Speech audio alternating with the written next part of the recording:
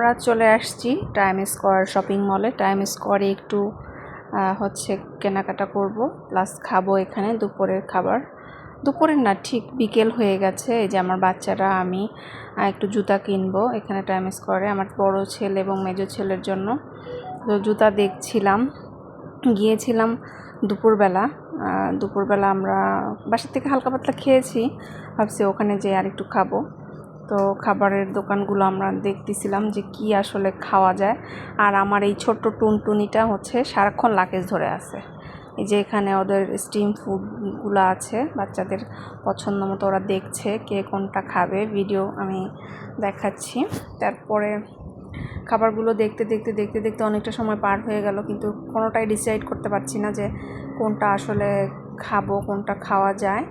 তারপরে হচ্ছে finally choose করলাম যে আসলে আমরা কি খাবো। এখানে অনেক ধরনের খাবার ছিল, ইন্ডিয়ান, পাকিস্তানি, তারপরে হচ্ছে থাই। তো তারপরে হচ্ছে খাবারের চলে আসলো। খাবার চলে আসার পরে এই যে ওরা নিয়েছে হচ্ছে চাউমিন, আর আমার ছোটো বেবির জন্য নিয়েছি ফ্রাইড রাইস।